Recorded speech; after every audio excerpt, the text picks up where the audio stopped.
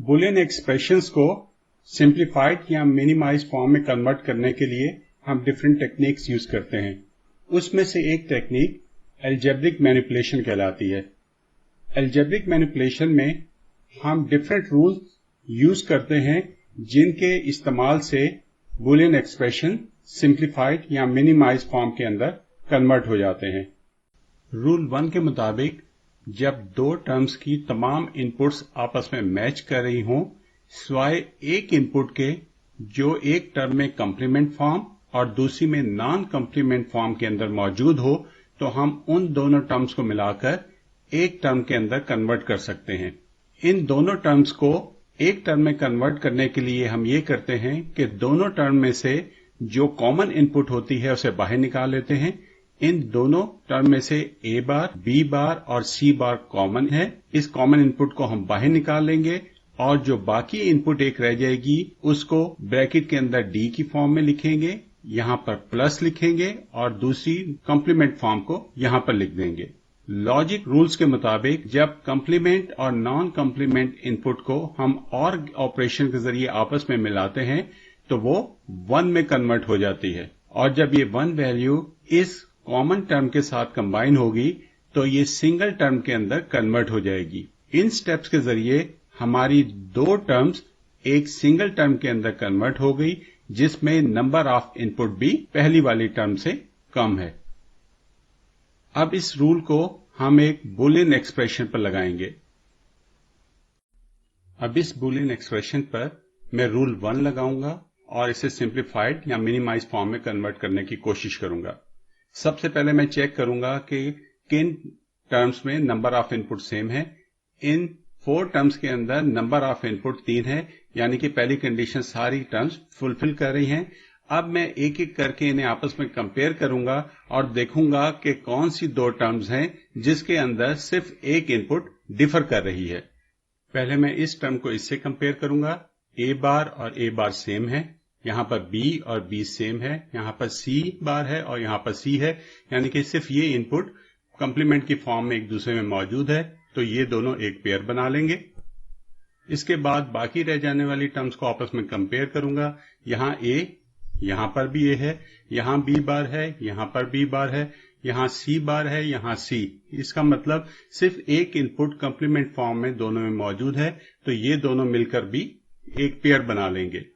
अब इन दो टर्म में से मैं कॉमन इनपुट्स बाहर निकालूंगा और इसमें से भी कॉमन इनपुट बाहर निकालूंगा। यहां से ए बार और ए बार यहां आ जाएगी, यहां से बी और बी इधर आ जाएगी, यहां पर सी बार इधर आ जाएगा ब्रैकेट में और प्लस के साथ ये सी यहां पर आ जाएगा। इसी तरह यहां पर ए और ए कॉमन है, ये बाहर आ जाएंगे। बी बार और बी बार कॉमन है, वो यहां पर आ जाएंगे। यहां से सी बार जो बाकी रह जाएगा वो इधर आ जाएगा और इस प्लस के साइन के बाद यहां पर जो सी था वो इधर आ जाएगा। अब सी बार और सी जब प्लस के साइन या और के ऑपरेशन के जरिए आपस में मिलते हैं तो वो 1 में कन्वर्ट हो जाते हैं और इसी तरह ये भी 1 में कन्वर्ट हो जाएगा। ये 1 जब इसके साथ मिलेगा तो हमारी ये टर्म ए बार बी बन जाएगी और ये ए बी बार बन जाएगी। ये हमारा सिंप्लीफाइड एक्सप्रेशन बन गया। अगर हम इस पर रूल 1 दोबारा लगाने की कोशिश करें तो इस पर रूल 1 अप्लाई नहीं करेगा, इसलिए ये हमारा मिनिमाइज या सिंप्लीफाइड एक्सप्रेशन होगा।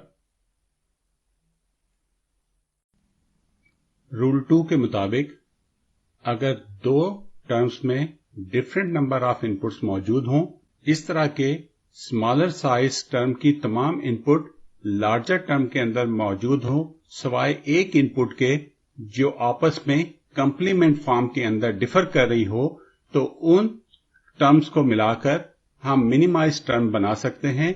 इन दोनों इनपुट को प्रोसेस करने के लिए कॉमन इनपुट को मैं बाहर निकालूंगा और बाकी जो इनपुट बचेंगी उनको मैं ब्रैकेट में लिख दूंगा। यहां से ए बार कॉमन आ गया, यहां से डी और यहां से डी कॉमन आ गया। यहां पर बी बार और सी बार कॉमन नहीं थे, वो मैंने यहां लिख दिया और प्लस डाल के इस टर्म की जो बी इनपुट थी उसको यहां पर लिख दिया। अब इस बी को नेक्स्ट स्टेप में मैं एज इट इज लिखूंगा, जबकि इन दोनों इनपुट में से बी को छोड़ के बाकी इनपुट्स को मैं ब्रैकेट के अंदर लिख दूंगा।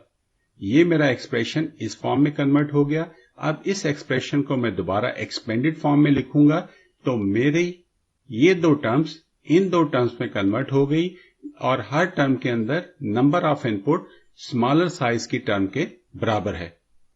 अब इस रूल को और रूल 1 को मैं एक एग्जाम्पल पर अप्लाई करता हूं। अब इस बूलियन एक्सप्रेशन पर हम अपने दोनों रूल्स लगाएंगे और इसे सिंप्लीफाइड या मिनिमाइज फॉर्म के अंदर कन्वर्ट करेंगे। सबसे पहले हम फर्स्ट रूल लगाएंगे और देखेंगे कि एक साइज की टर्म आपस में पेयर बनाती हैं कि नहीं। सबसे पहले इसे अगर हम कंपेयर करें तो इन दोनों में इनपुट्स डिफरेंट है, ये आपस में पेयर नहीं बना सकते।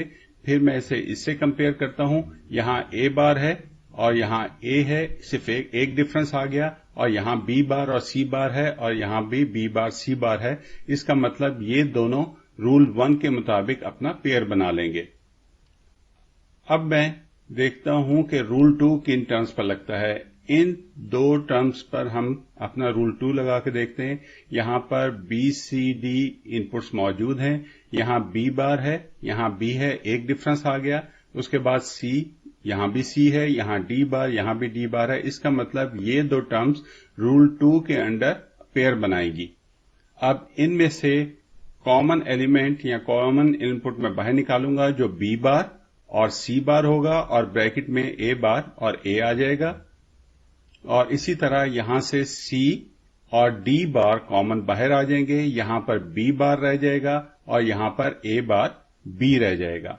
ये दोनों आपस में जब मिलेंगे तो 1 वैल्यू आ जाएगी, ये बी बार सी बार में कन्वर्ट हो जाएगा, जबकि इसमें से सी डी बार आ जाएगा और ब्रैकेट में B bar as it is आ जाएगा और यहां से सिर्फ ए बार यहां पर आ जाएगा।